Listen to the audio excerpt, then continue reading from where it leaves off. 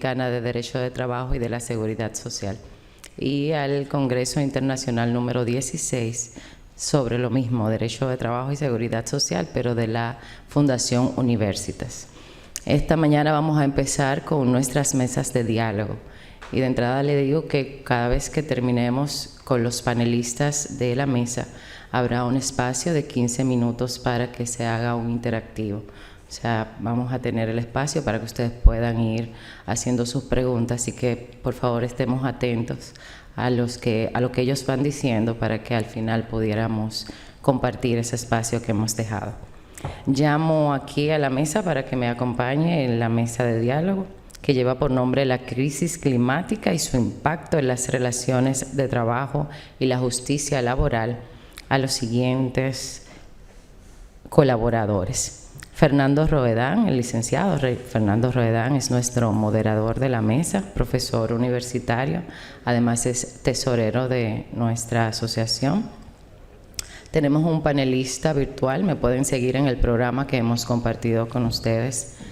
Hay un panelista virtual que es profesor de la Universidad de Vigo y lleva por nombre Jaime Cabeza. Llamo también aquí a la mesa a Jean Suriel. Él es analista meteorológico y también comunicador.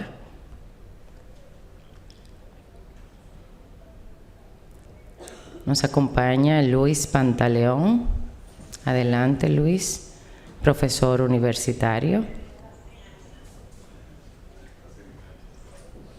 Y nuestro panelista que completa la mesa es el prevencionista Héctor Montero.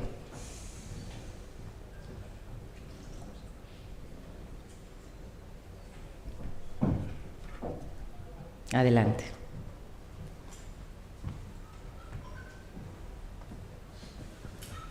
Muy buenos días a todos, bienvenidos a esta Suprema Corte de Justicia. Iniciamos esta serie de jornadas con la mesa titulada La crisis climática y su impacto en las relaciones laborales y la justicia social. República Dominicana es un país que nuestro poeta nacional lo describió en el mismo trayecto del sol. Asimismo, estamos en el mismo trayecto de los huracanes. Estamos también sujetos al impacto de la variación del clima que el analista meteorológico que compone la mesa nos va a abundar un poco más. Iniciaremos primero con un video remitido por el profesor catedrático de la Universidad de Vigo, Jaime Cabeza, quien hará un resumen de la situación desde la perspectiva jurídica, dando pinceladas primero desde una perspectiva internacional y también haciendo algún hincapié sobre los temas que pueden ser de relevancia para la República Dominicana. Finalmente, agotaremos un diálogo con el abogado Luis Pantaleón y el prevencionista Héctor Montero sobre asuntos de interés respecto del derecho del trabajo y la crisis climática. Iniciamos con el video del profesor Jaime Cabeza.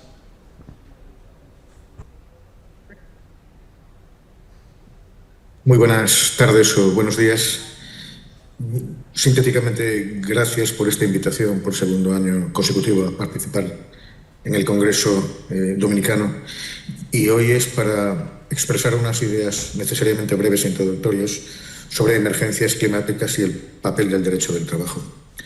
En una época evidentemente surcada por las huellas del cambio climático, que se traducen en inundaciones, calor extremo muchas veces, incendios devastadores, en fin, exposición a altas temperaturas, vientos huracanados y un sinfín de acontecimientos que siempre sucedieron, pero que ahora lo hacen con mayor virulencia y, por supuesto, la República Dominicana no puede ser ajena a este problema.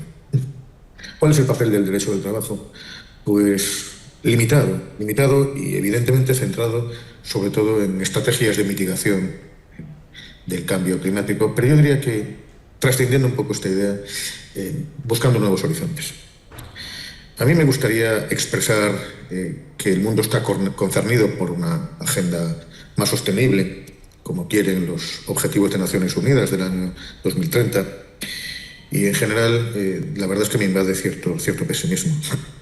La Unión Europea está dando pasos atrás, en particular en el Parlamento Europeo, con un Partido Popular muy centrado en concederle a los partidos populistas de la extrema derecha y, por lo tanto, negar o desabastecer o desinteresarse por la agenda verde. Yo creo que estamos en una época del mundo especialmente canalla, en la que hay que defender los valores de una democracia liberal. Y, por desgracia, veo incluso a los partidos liberales poco proclives a defender esa agenda propia de las democracias liberales y, bueno, pues hacer frente a fenómenos que nos afectan a todos y a todas quienes habitamos este planeta. Bueno, empleo verde tiene que ser un leitmotiv que pues tiene una importancia fundamental en sectores, en todos en general, pero en particular en algunos muy sensibles, como son los de suministro de energía, la descarbonización, el cierre de ciertas factorías especialmente contaminantes y la sustitución por energías renovables, la necesidad de repensar el sector del transporte para apostar por mecanismos de menor consumo de combustibles, por la regularización y transformación del transporte público, por los sistemas de movilidad no motorizados, en fin, la industria manufacturera, y en ella realizar un profundo análisis del control de la producción. Por supuesto, el sector de la construcción y de la edificación y cómo generar pues, edificios mucho más eficientes y menos contaminantes y, en particular, por supuesto, también la agricultura y la ganadería hacia modelos de producción menos contaminantes y, sobre todo, de lucha contra la deforestación. Insisto, pesimismo que expreso, yo diría que como ciudadano de una parte del mundo insignificante, pero que desde luego estaba tiempo atrás mucho más convencida de la necesidad de dar esta batalla. Y en el contexto de todo esto, pues efectivamente las crisis climáticas como problema emergente, que siempre ha existido, pero en todo caso multiplicado en todos los países y, por qué no, también en la República Dominicana. Y en este contexto, pues evidentemente hay que volver a recordar el doble eje de la sostenibilidad ambiental, pero también de la sostenibilidad social, que afortunadamente en la agenda de los organismos internacionales y de Naciones Unidas van la una unida con la otra, ¿no? Diligencia ambiental, diligencia de vida ambiental y diligencia de vida social, buscando siempre empleos decentes. Bien, todo esto nos conduce al tópico que en esta mesa debemos estudiar y estudiar con cuidado, en referencia muy en particular, repito, a las crisis medioambientales. Me han dado información sobre los problemas de inundaciones y del riesgo de huracanes que ha sufrido Dominicana en los últimos años. Y la primera pregunta que debemos formularnos, y que en esta mesa sin duda aparecerá, es cómo integrar este riesgo que ya no es tan imprevisible, como parte de la seguridad y de la protección integral de las personas trabajadoras. Dicho en otras palabras, considerar un riesgo que evidentemente es ajeno a la empresa, es algo que viene dado por los nuevos, digámoslo así, vientos referidos a las consecuencias de la huella humana en el mundo. ¿Cómo integrar esto en los sistemas de seguridad y salud en la empresa? Yo diría que la palabra integrar y sobre todo considerar que hasta ahora las empresas han sido insuficientemente cuidadosas con las medidas de seguridad referidas a acontecimientos que siempre existieron y que catalogábamos de fuerza mayor. Sin duda siguen siendo de fuerza mayor, pero son más previsibles. En cuanto que más probables, pues esta es la primera cuestión: cómo integrar la emergencia climática, o mejor dicho, el riesgo climático en las políticas de seguridad y salud en la empresa, y sobre todo la normativa de prevención a nivel nacional, como la legislación, como el nivel reglamentario tiene que contemplar efectivamente el riesgo climático. Por supuesto hay modelos en los que mirarse, pero modelos en los cuales pues algo podríamos discutir y algo tendríamos que aportar. Y en este sentido en particular, pues medidas de prevención que pueden tener, entre otros ejes temáticos, el tiempo de trabajo, ¿no? El tiempo de trabajo en relación con la exposición a las altas temperaturas, un fenómeno también global.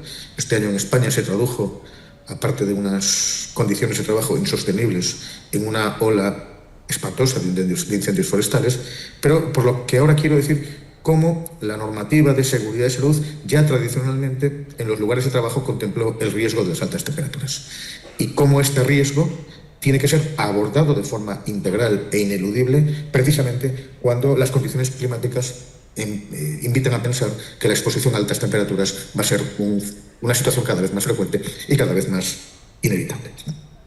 Bien, esto parece sencillo, incluso diría yo, no parece especialmente novedoso en cuanto a nuestra propia historia normativa. No lo es, desde luego, en la historia normativa de prevención de riesgos española y europea, y estoy convencido de que tampoco lo es, en el ámbito dominicano.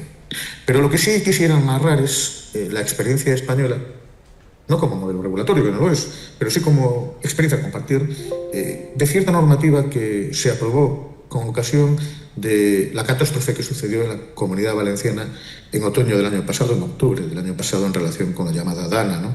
Que produjo una rotura de diques, una descontención de cauces fluviales y una situación que llevó a unas cifras de fallecidos y fallecidas que superan las 220 personas y con unas pérdidas empresariales espantosas. En este contexto, el problema es cómo afrontar esos riesgos y, sobre todo, cómo desde la perspectiva laboral mitigarlos, ¿no? ¿Cuál es la respuesta? Pues la respuesta ha sido desde entonces la necesidad de pensar en instituciones tales como permisos climáticos, cómo generar un sistema o un ecosistema de colaboración a nivel de empresa, con informaciones transparentes de la empresa a la representación legal de las personas trabajadoras, y cómo abordar desde la negociación colectiva los tópicos de la emergencia climática.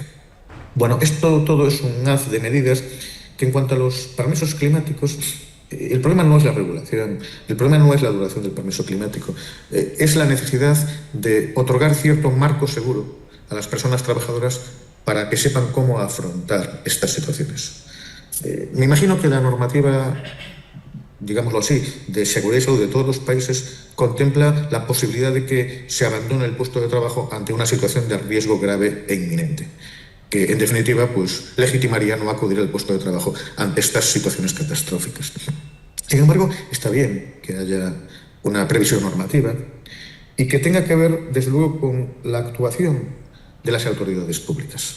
Esto es un tema de país, ¿no? Cómo han de intervenir las autoridades públicas ante estas situaciones catastróficas mediante sistemas de alerta, recomendaciones, limitaciones a la movilidad de las personas o prohibiciones de desplazamiento. En estas situaciones, habrá que generar permisos retribuidos, permisos en los cuales la gran pregunta es cómo distribuir los riesgos y cómo distribuir los costes entre los propios trabajadores y trabajadoras, entre las empresas y, por supuesto, también entre los sistemas de protección social. Bueno, en nuestro caso se ha generado un permiso máximo de 4 días retribuidos, de tal forma que si se excede el número de 4 días, porque la situación, digamos, catastrófica es más extensa, más allá de los 4 días, habría que acudir a mecanismos de protección social basados en la suspensión del contrato y en la percepción por parte de las personas afectadas de la prestación por desempleo. Bueno, no es, desde luego, un modelo inmejorable, ni mucho menos, pero sobre todo plantea esta pregunta, la distribución de riesgos, ¿no? Claro, porque el abandono del puesto de trabajo o la no comparecencia en el puesto ante estas situaciones catastróficas siempre plantea el dilema de la suficiente gravedad y la autoevaluación que tiene que hacer una persona trabajadora. Si tal vez su ausencia, por ser demasiado precavida, se va a transformar en una inasistencia injustificada al puesto de trabajo. Yo creo que en este ámbito dar seguridades es importante. Y dar seguridades, por supuesto, poniendo en valor la necesidad de que haya una información transparente entre la empresa y las personas trabajadoras, normalmente a través de los modelos de representación que haya en la empresa, normalmente a través de las organizaciones sindicales. Y muy en particular, yo creo que es un espacio donde la negociación colectiva debe funcionar. Debe funcionar sobre todo mediante la elaboración de protocolos negociados. Protocolos negociados, así lo ha previsto nuestro Estatuto de los Trabajadores a partir de esta experiencia del año 2024, protocolos, insisto, que contemplan derechos, que contemplan responsabilidades, que contemplan procedimientos de actuación y lo hacen en frío, a través, repito, de la interlocución entre las partes sociales propias de una negociación colectiva a la vista de un futuro o de un futurible evento de crisis climática, ¿no? Entonces, insisto, esta interlocución del sujeto sindical y del sujeto patronal pues tiene que ser un ámbito de reflexión sobre qué tienen que decir las partes sociales ante la probabilidad de que sucedan tales eventualidades. Y no solo las partes sociales. A mí me parece que hay que apostar por modelos de buen gobierno más amplios. Algo que estamos explorando en el caso español a través de los denominados convenios de transición justa. Convenios en los que estén implicadas, por supuesto, las empresas y las asociaciones de empresarios, por supuesto, las organizaciones sindicales, pero por supuesto también otras entidades como las universidades, otros centros educativos no universitarios, las asociaciones y las organizaciones no gubernamentales y, por supuesto, las administraciones públicas. En particular, la administración pública de proximidad, el nivel local, que evidentemente es la más concernida y la más inmediata en estas situaciones de crisis climática. A mí me parece que la elaboración de modelos de diálogo colectivo entre todos estos actores es una estrategia necesaria de buen gobierno para prever lo que pueda suceder en términos, insisto, de crisis climática. Sin duda, nos jugamos cambios en el mercado de trabajo y nos jugamos cambios en los que también hay que pensar otro eje de reflexiones sobre la posibilidad de trasladar el trabajo presencial al trabajo a distancia o al teletrabajo en situaciones de riesgo climático y prever esa eventualidad.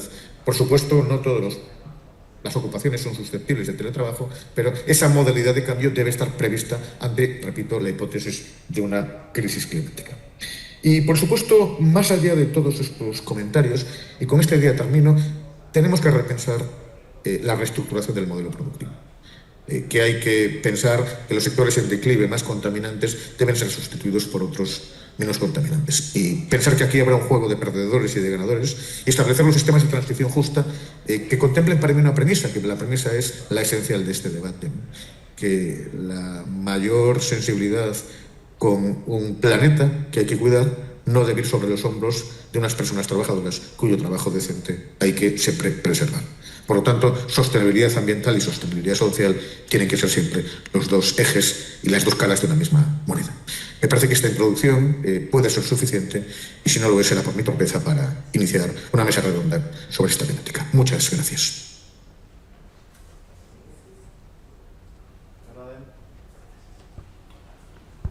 Agradecemos desde la distancia al profesor Jaime Cabeza con su disertación. El profesor Jaime Cabeza se disculpa porque llegará hoy al suelo dominicano. A continuación pasaremos a una exposición de parte del analista meteorológico que todos conocemos, Jean Suriel, que en este presente donde aún hay personas que cuestionan la crisis climática nos arrojará luz al respecto.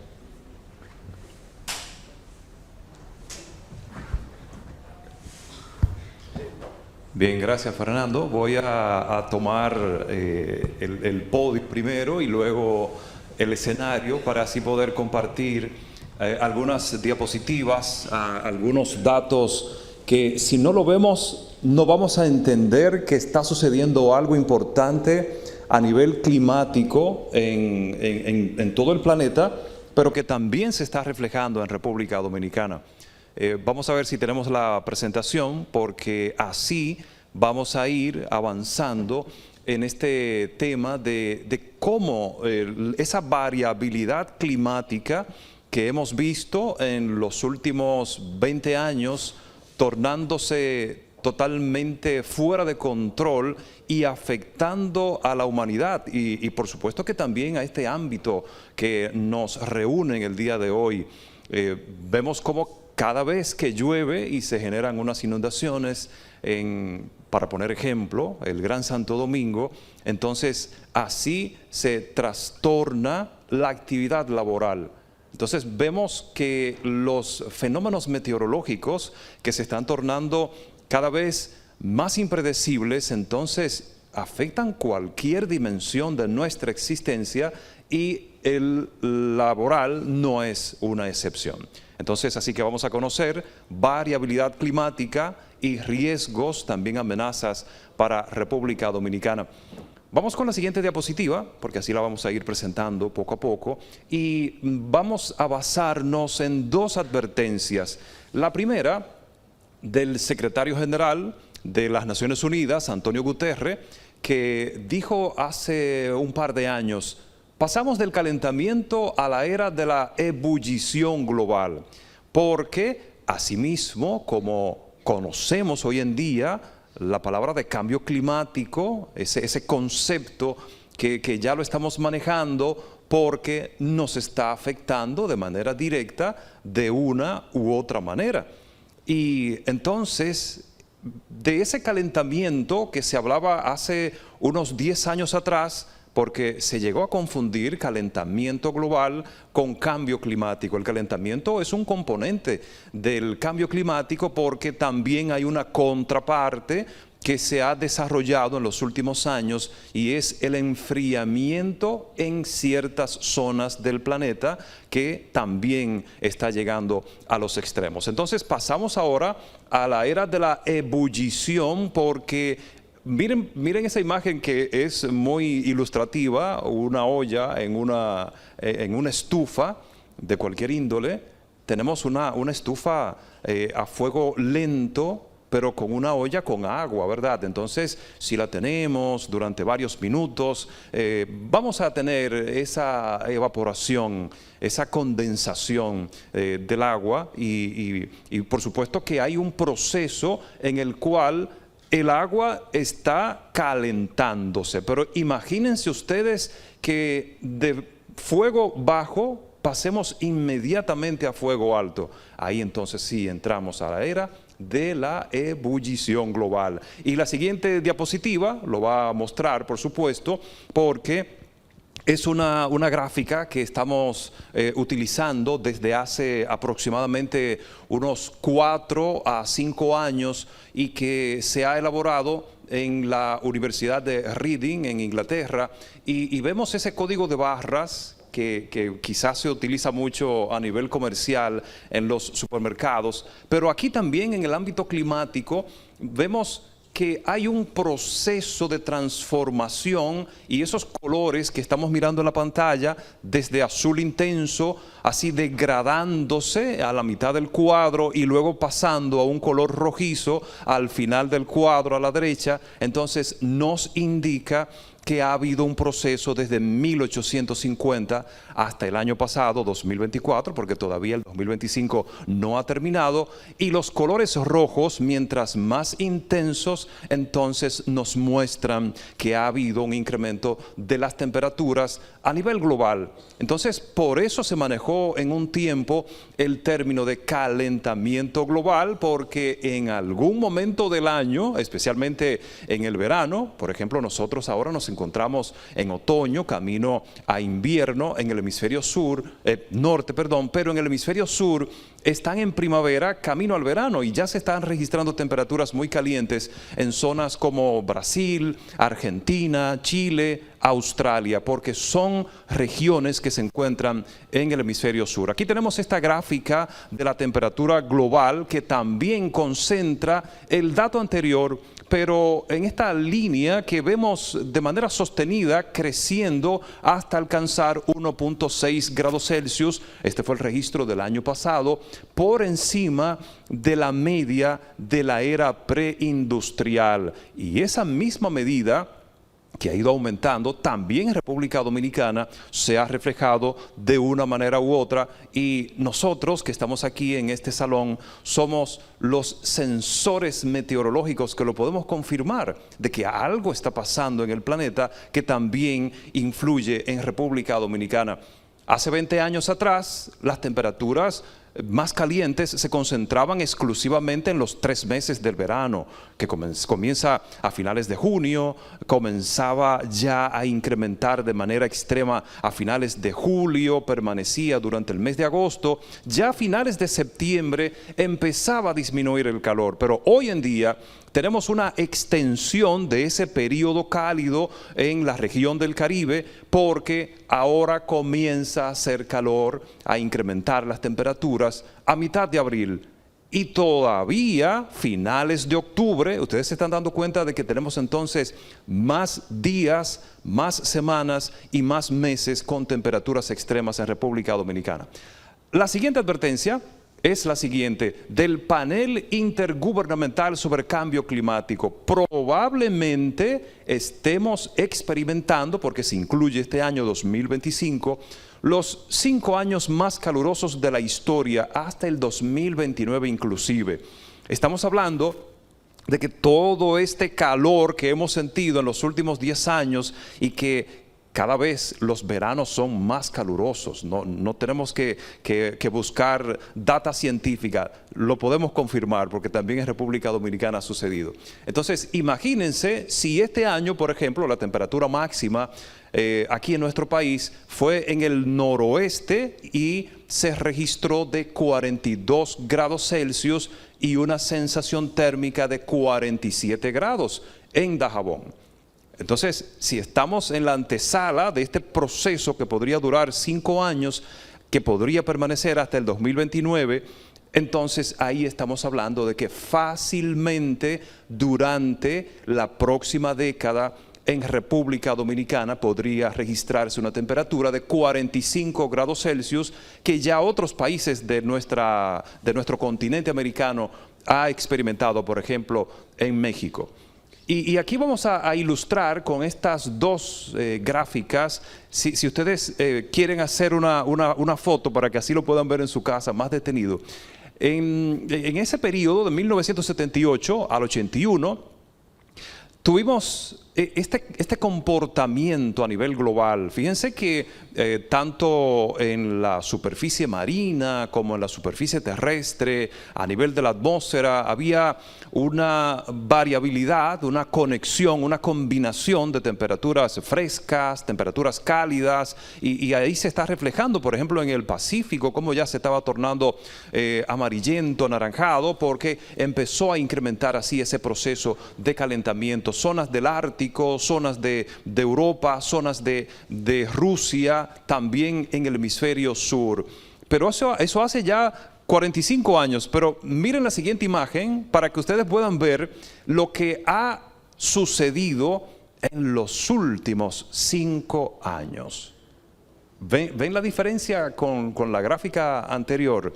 Entonces, sí, algo está pasando y en nosotros estamos dentro de la olla de presión que vimos al principio, porque estamos dentro del planeta. ¿Y qué ha sucedido? El cambio climático siempre ha estado presente en nuestro planeta. Desde la misma formación de la Tierra, hace 4.500 millones de años, nuestra casa común era una roca ardiente, porque estaba en sus inicios. Pero luego, hace 2.400 millones de años, pasó a un proceso de enfriamiento, entonces pasó a ser una roca de hielo. Y en la actualidad estamos como conocemos a nuestro planeta, combinado entre agua, hielo y tierra. Pero ¿qué ha sucedido? Que en los últimos 100 años hemos desarrollado la tecnología, se ha desarrollado también la industria y todo el proceso humano ha sido en base a la quema de combustibles fósiles. Entonces, ese proceso climático que podría permanecer por lo menos entre 1.000, 2.000 años para registrarse, en algún momento se enfría, en otro momento se calienta, pero estamos en el proceso de calentamiento porque nosotros como humanidad estamos quemando tanto combustible que se ha acelerado el proceso natural del cambio climático. Porque sí, hay un cambio climático natural y hay otro cambio climático que está relacionado con la actividad humana. Entonces, ¿qué está ocurriendo? Desestabilización progresiva en el clima, patrones meteorológicos a nivel global que se han ido disparando de una manera extraordinaria. Vamos a seguir entonces la siguiente diapositiva porque hay una tendencia con 3 tópicos que hemos determinado e identificado a nivel de estos sistemas atmosféricos y oceánicos. Hay mayor frecuencia de fenómenos meteorológicos extremos. Cuando se forman huracanes, hay más huracanes, hay más tormentas, hay sistemas atmosféricos que se están tornando más intensos. Ahí está la segunda tendencia. La primera es la frecuencia, la segunda la intensidad. Los eventos asociados con fenómenos meteorológicos y atmosféricos suelen ser ahora más intensos que hace 40 años atrás. Por ejemplo, siempre, y así lo hemos visto, los que tenemos un poco más de edad en este salón, recordamos que en los 70, 80, 90 se registraban inundaciones igualmente y algún aguacero torrencial también, algún huracán que impactaba la región del Caribe y por supuesto República Dominicana. ¿Quién nos recuerda el huracán David? ¿Quién nos recuerda el huracán George? ¿Quién nos recuerda a Noel en el 2007? ¿Quién nos recuerda a la tormenta Olga también en el 2007? Y ahora recientemente el huracán Melissa, que venía directamente para República Dominicana, y lo conversaba con el magistrado aquí. Sin embargo, duró 5 días estacionario al sur de la península de Barahona y ahí entonces perfiló hacia Jamaica. Un fenómeno que incidió indirectamente en República Dominicana durante 14 días, dejándonos precipitaciones todos los días en gran parte del país.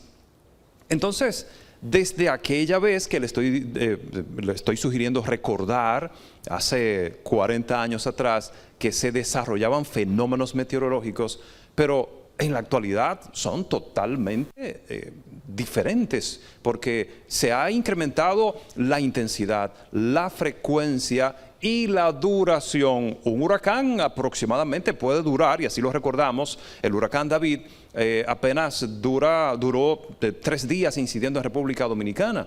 El George también duró aproximadamente 3 días incidiendo en el país, pero ya desde la tormenta Noel para acá, los procesos meteorológicos han sido totalmente diferentes. Noel permaneció durante 6 días provocando lluvias torrenciales y se registró un acumulado de 600 milímetros en nuestro país.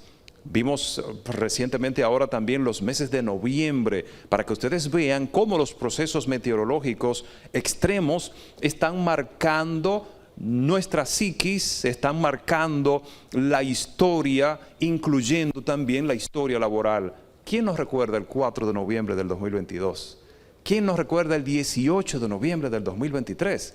Entonces, no le estoy mencionando ningún fenómeno en sí, pero ya ustedes saben de lo que yo le estoy hablando, porque así el cambio climático, que también es muy evidente en República Dominicana, está marcando nuestra historia, está marcando nuestra percepción de ver la vida. Seguimos entonces la frecuencia, intensidad y duración. El peligro ha aumentado. Siempre ha habido peligro con los fenómenos meteorológicos en toda la historia, porque nos encontramos en un planeta vivo, señores. Ahora, el riesgo está principalmente cuando el ser humano toma una decisión totalmente incorrecta y reside, se muda a una zona de alto riesgo. Entonces, la naturaleza no tiene la responsabilidad, porque la naturaleza se va a comportar como ella quiera, porque es un ente dinámico. Nuestro planeta es dinámico. Entonces, nosotros tenemos que tomar esas medidas para entonces así evitar situaciones de peligro en un momento determinado. Ahora tenemos lluvias torrenciales más frecuentes que hace 40 años. Sí sucedían hace 40 años, lluvias torrenciales, por supuesto, pero eventos así como ya lo conocemos, sucedía una vez cada 15, cada 20 años. Ahora tenemos procesos importantes asociados con fenómenos meteorológicos y sobre todo lluvias torrenciales generando inundaciones extremas prácticamente todos los años. Ahí están las imágenes de lo que sucedió en el Gran Santo Domingo, esas dos fechas que ya hemos mencionado, porque tenemos más humedad en la atmósfera, tenemos más humedad a nivel de la superficie marina y esa humedad entonces al llegar a tierra se condensa y aumenta ese riesgo de generar precipitaciones torrenciales y así los fenómenos, por ejemplo, los disturbios atmosféricos, las bajas presiones, las ondas tropicales, las vaguadas, ahora están más fortalecidas. Continuamos porque hay más factores que se están registrando en gran parte del planeta. Miren, vamos a pasar rápidamente esa diapositiva. España el año pasado, 2024, con una fuerte dana. Brasil también el pasado año con inundaciones extremas. Continuamos la siguiente. En Dubái, ¿quién iba a imaginar que en Dubái, por ejemplo, se iban a desarrollar esas inundaciones en un desierto? De los Emiratos Árabes, prácticamente toda la zona continental es un desierto en más de un 80%. Entonces, vemos que no es exclusivo de la región del Caribe, tampoco de la República Dominicana, sino que es una tendencia a gran escala. Las temperaturas, que ya mencionamos a pinceladas al principio, hay más olas de calor, más domos de calor, más golpes calurosos y ahora es más frecuente registrar una temperatura de 50 grados Celsius que hace 40 años atrás.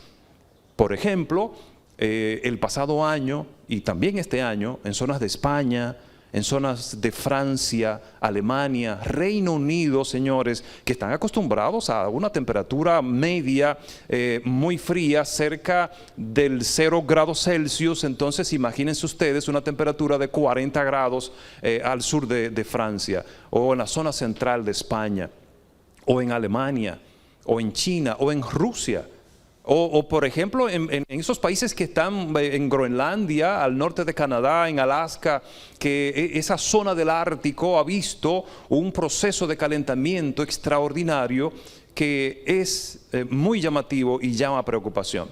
Esas olas de calor en diferentes partes del mundo han provocado miles de fallecidos, porque no estamos preparados para recibir calor en el día y calor en la noche, que es lo que ha sucedido en los últimos 10 años. Anteriormente, y lo vimos ya al principio, como les comentaba, en República Dominicana se concentraba entre junio y septiembre la mayor temperatura aquí en nuestro país. Ahora tenemos aproximadamente entre 5 y 6 meses con ese ambiente muy caluroso, pero no solo se queda ahí, porque también las horas de calor han aumentado. Antes, hace 40 años, comenzaba a calentarse a las 11 de la mañana y permanecía hasta las 3, 4 de la tarde. Pero ya en los últimos años, y en verano sobre todo, son las 7 de la mañana y ya está haciendo calor en verano, entre agosto, septiembre y octubre, que ahora son 3 meses los más calurosos en República Dominicana. Y todavía son las 10 de la noche y sentimos ese ambiente sofocante. Entonces ya eso está afectando, ese proceso meteorológico que se está desestabilizando, está afectando seriamente la salud y la seguridad de todas las personas. Miren este ejemplo, granizos gigantes del tamaño de una piña. Ya ustedes se podrán imaginar si ese granizo, vamos a ver la siguiente imagen para que lo puedan ver en foto, si ese granizo le cae a una persona, por supuesto que no lo va a contar, porque estamos ante un proceso se recuerda la tendencia, los 3 indicadores más frecuentes, más intensos, con mayor duración. Entonces, los granizos que antes eran del tamaño de un huevo, de una pelota de golf, ahora se están generando granizos del tamaño de una pelota de softball. Y miren, por ejemplo, esos que estamos viendo en pantalla, ya se han registrado en Texas, en España. Recientemente, la semana pasada, hubo una granizada en Brasil que afectó una zona determinada muy amplia y dejó más de 200 personas heridas, la granizada, porque afectó una zona rural con techos que fueron destruidos y entonces las bolas que fueron tan grandes afectaron y lastimaron a varias personas. No hubo fallecidos, pero sí muchos heridos y más de 4.000 viviendas se quedaron sin techo.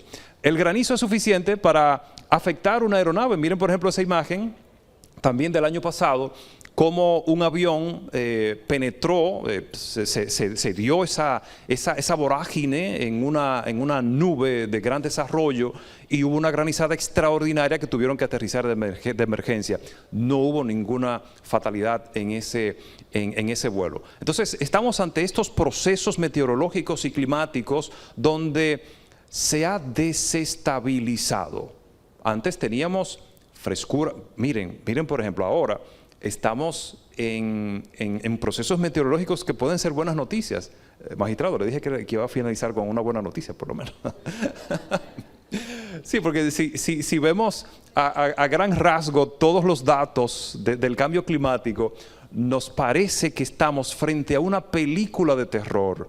Sin embargo, hay buena noticia porque se está avanzando hacia la recuperación de todo esto que hemos visto que se ha desestabilizado. Aumento del nivel del mar, también en República Dominicana ha sucedido. ¿Qué más? Procesos de sequías.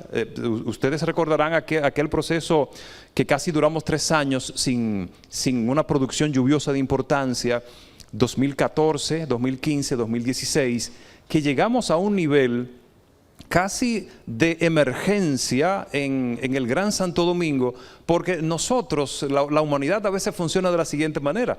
El agua es el líquido esencial, nadie puede vivir sin agua. Pero hoy, ¿quién pensó en agua en la mañana cuando iba a salir para acá? No pensamos en agua porque la tenemos segura, pero pensamos en agua cuando hay sequía, cuando no hay agua disponible. O pensamos en agua cuando hay en abundancia. Los noviembre, por ejemplo, con las inundaciones, ahí sí pensamos, wow, cuánta agua hay en Santo Domingo que ha inundado todas las calles. Pero no solo se queda ahí. Miren, por ejemplo, incendios forestales hoy en día son más frecuentes por ese estrés hídrico que se da en las zonas boscosas de gran parte del planeta.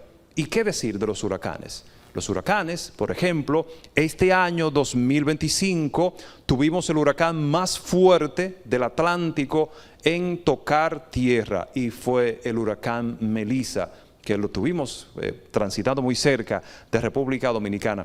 Entonces, son todos esos procesos. Vamos a seguir avanzando para ver entonces otro fenómeno que ustedes no conocían hace 20 años, ¿verdad? Pero ahora sí lo conocen muy bien, que es el polvo del Sahara, esa gran nube que se levanta en el desierto africano, avanza por la atmósfera, llega hasta nuestra región caribeña y aumenta los procesos alérgicos.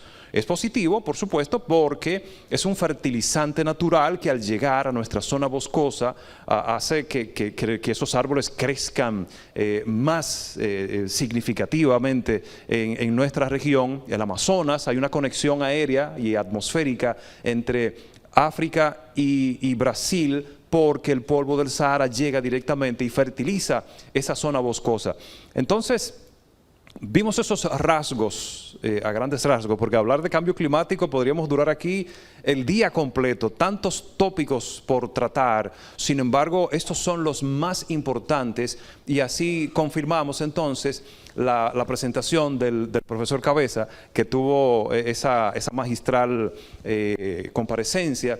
Y por supuesto que nosotros nos quedamos con el siguiente mensaje. ¿Qué hacer de ahora en adelante para que el cambio climático no sea un factor de riesgo y peligroso para la humanidad? Es cuestión de adaptación. Claro, tenemos que poner desde nuestras partes para que haya una sostenibilidad ambiental, de que nuestra vida no sea un riesgo, un factor de riesgo o un factor más para que el cambio climático se vaya a mayor, porque imagínense ustedes si hasta este momento la temperatura ha aumentado 1.5 grados, ¿qué pasaría si aumenta a 2 grados en los próximos 10 años?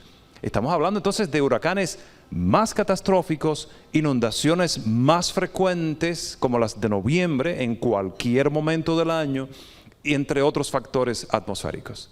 Gracias.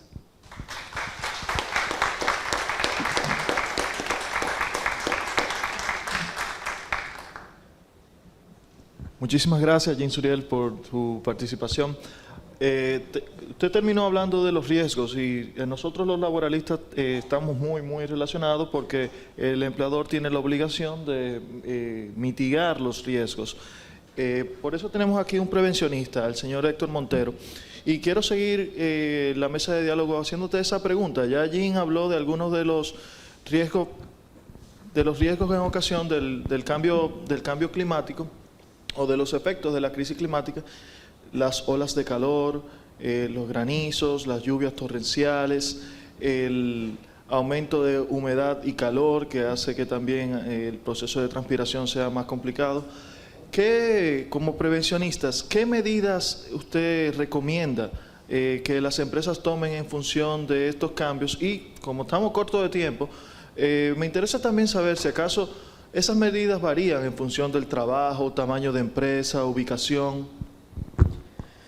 Buenos días. Bueno, totalmente, Fernando. Entiendo que para la implementación de un sistema preventivo debemos de tomar en cuenta totalmente el tipo de empresa, la ubicación.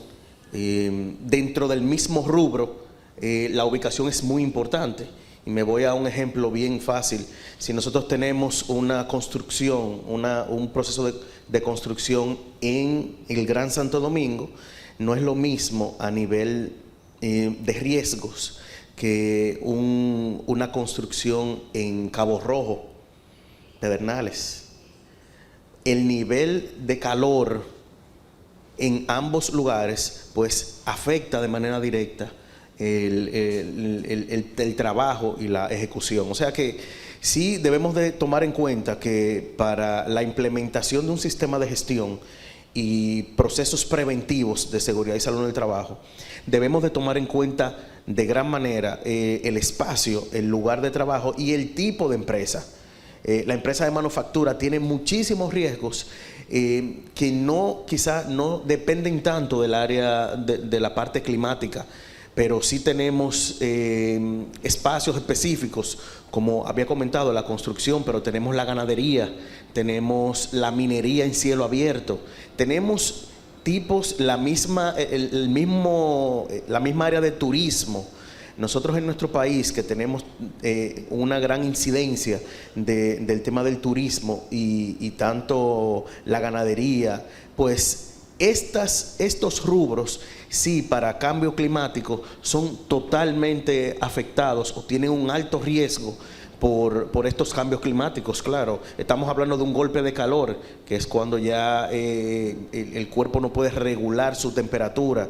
Entonces, ahí hay medidas preventivas que nosotros como prevencionistas debemos primero realizar un análisis de riesgo de esas áreas de trabajo y en base a este análisis pues poder implementar. Debemos de ser bien preventivos en estos planes y como Jean Suriel comentaba, sí irnos a la parte de sostenibilidad ambiental, aportar en esta parte de sostenibilidad, porque los cambios vienen y debemos de estar seguros de que sí van a llegar. Entonces debemos de prepararnos, debemos de estar preparados. Bien, tú mencionaste y también Jean Suriel el tema de las olas de calor y el choque de calor que puede causar un colapso en las personas. Quiero preguntarle a Pantaleón como abogado, si usted cree que las empresas deben conceder con permisos especiales a los trabajadores en ocasión de las olas de calor. Y también agrego de cómo se concilia la simetría de información que puede haber, porque tal vez no todas las empresas sigan a Jean Suriel todas las mañanas para saber cuando se avecina una ola de calor. Entonces, ¿cómo, por un lado, si tienen el deber de conceder ese permiso y por otro lado, cómo se resuelve el problema de la asimetría de información ante este riesgo que es importante? Bueno, en primer lugar, buen día a todos. Buen día a todos. Me permito, sé que estamos cortos de tiempo, pero no quiero dejar de dar las gracias. Primero a Fernando, a la asociación, sus integrantes, a todos los demás organizadores de este evento y también a los compañeros de panel, Jean y Héctor y el profesor Cabeza. Mira, Fernando, eso es un tema que nosotros tenemos que ver no solo desde el punto de vista de la regulación, porque es escasa en ese sentido, vamos a decir inexistente, pero también, sobre todo, desde el punto de vista de buenas prácticas, de emular ejemplos de otros países y también desde un punto de vista de prudencia, una perspectiva básicamente de prudencia. ¿Por qué? Cuando hablamos de una ola de calor, nosotros no podemos ver como abogado una definición jurídica de la ola de calor. Hay países en que el gobierno manda alertas o tiene acceso a comunicarse por vía móvil, por ejemplo, los celulares, y mandarle una especie de mini mensaje, como se le denominaba cuando éramos más jóvenes, a sus ciudadanos, o por mecanismos de difusión masiva, que pueden ser otros, para aquellos ciudadanos que quizá no estén al día con la tecnología propia de un celular, enviarle mensajes de que una advertencia de ola de calor, recomendaciones de hidratarse, de las empresas tomar ciertas medidas, etcétera, etcétera, etcétera. Entonces nosotros, el primer reto es determinar con cierto nivel de prudencia ante el desconocimiento o ante la ausencia de una entidad oficial que dicte o que trace esa pauta o que advierta esa posibilidad de que la ola de calor tenga lugar, determinar qué escenarios pueden constituir una ola de calor o un evento que requiere una atención especial. En segundo lugar, hay que hacer un ejercicio de discriminación entre cuáles son las ocupaciones y cuáles son los lugares particulares donde puede verse un efecto directo. Me explico. No necesariamente es el mismo trato o va a ser el mismo efecto una persona que esté trabajando como oficinista en aire acondicionado versus una persona que quizá forme parte de la industria de la construcción o que tenga que atender otros lugares. Por ejemplo, la altura es un factor que afecta mucho el efecto que pueda tener el clima en una persona. Y a modo de ejemplo podemos hacer un paralelismo con otra industria, la industria deportiva. En la industria deportiva se han adoptado medidas de prevención, no necesariamente por factores como la altura, sino como un factor general, que es la pausa de hidratación. En otras ligas profesionales hemos visto que han aumentado lo que le llaman los timeouts o los tiempos fuera, que son pequeños espacios que sirven para hidratación y también para pausa. Vemos casos, por ejemplo, La Paz en Bolivia, que es un lugar, una de las capitales con mayor altura. La altura se ha asociado con una afectación a la oxigenación del cerebro y también una afectación al nivel o a la resistencia cardiovascular. Entonces, esos son aspectos que deben considerarse. Por ejemplo, aquí en República Dominicana nosotros vemos algunas industrias que podrían verse afectadas directamente. La construcción. La construcción es una industria que, por definición, requiere una exposición al clima, y eso se ha visto incluso en nuestra práctica como abogado, cómo las constructoras, las empresas, hasta los desarrolladores, los que construyen proyectos propios, proyectos a requerimiento de un tercero, han requerido, valga la redundancia, modificaciones o inserciones puntuales en su contrato que antes no requerían. Ahora lo primero que te dicen es asegúrate de que ese acuerdo de construcción de obra civil o de cualquier tipo de obra establezca dispensas para los días en que haya una suspensión de labores o una amenaza de suspensión de labores por efecto climático. Se fijan o ponen especial atención a una cláusula de fuerza mayor y se fijan y ponen especial atención también a dispensas para que no se considere retraso los días en que se haya ejecutado un operativo migratorio. Esas son realidades con las que convive ese sector. Hay otros sectores también que tienen una mayor exposición al aire libre y que digamos que podrían verse afectados. Entonces, las recomendaciones puntuales que se le podría hacer a esos empleadores, ante la falta de una regulación específica y ante la falta de un conocimiento pleno de si ese potencial siniestro se va a materializar o no, si estamos frente a una ola de calor o frente a una potencial ola de calor, son medidas, por ejemplo, una especie de descanso breve de hidratación dentro de las empresas, particularmente en el sector de la construcción, una limitación como acto de prudencia, no como obligación, porque la normativa no te obliga, una limitación de las horas de trabajo, sobre todo esas horas de trabajo en las cuales hay una exposición directa al sol. Temas más o menos de esa naturaleza son, entiendo, las cosas que se pueden tomar en cuenta desde el punto de vista de recomendaciones a los empleadores. Excelente. Veo como que Héctor, tú quieres mencionar algo. ¿Quieres mencionar algo? Sí, realmente agregando esas horas de flexibilidad en los trabajos de construcción están destinadas a cuando se va a realizar trabajos de fuerza mayor, en donde podemos tomar horarios específicos entre 6 de la mañana y 9 de la mañana o después de las 4 o 5 de la tarde, en donde el sol no me impacte de manera directa. Estos son horarios flexibles que se pueden trabajar, y zonas de descanso, zonas de sombra, que es como se le llama. Generalmente se hace con las empresas de construcción que están realizando carreteras. No sé si han podido ver que existen zonas de sombra, ¿cómo se llaman? Que son espacios para hidratación, que no es solamente con agua, sino que tenemos que tener sales minerales, electrolitos para poder hidratar a este personal y que pueda pues implementar su trabajo de forma segura, que es lo que estamos buscando, por temas de prudencia realmente. Aunque sí, como empleador, sí estamos destinados a asegurar la seguridad y salud en el trabajo de mis empleados. O sea que eso va de la mano con este tema. Ok. Pantaleón, mira, a mí particularmente me preocupa bastante la situación de riesgo a que se expone República Dominicana de estar en medio del trayecto de los huracanes. Recientemente un congreso que tuvimos en Punta Cana, el huracán Erin, que tuvo una intensificación repentina, estuvimos pensando que pudo haber pasado. Y tenemos la experiencia de Acapulco, donde muchos hoteles realmente quedaron devastados, y nosotros que dependemos del turismo puede tener un efecto importante en los empleos. Ahí entro dentro de la suspensión y particularmente el cierre de la empresa, que ojalá no ocurra, pero creo que es un tema que eventualmente va a ocurrir y hay que hablar y prepararnos desde ahora.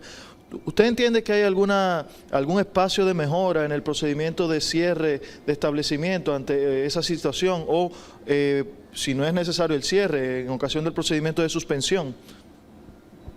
Sí, mira, tú haces referencia a un sector que es fundamental para la economía dominicana y sobre todo con su relación en términos proporcionales del empleo formal, el turismo. Ustedes saben que las estadísticas hay que agarrarlas con pinza. Por ejemplo, y también hay muchas fuentes de estadística, nacionales e internacionales. Pero para que podamos dimensionar en su justa medida el efecto que tiene el turismo en relación al empleo formal, la asociación o el World Tourism and Travel Council, el Consejo Mundial de Turismo y Viajes, estableció en su último estudio, acompañado de Oxford Economics, de la relación que en República Dominicana se prevé que en el año 2025 tenga el turismo con el empleo formal, tanto en términos de economía, es decir, de cantidad de ingresos, como de trabajadores. Se estima que en esa industria obviamente, por eso digo que las estadísticas son con pinza, porque turismo no es solo turismo, por ejemplo, transporte aéreo se incluye dentro de esa estadística.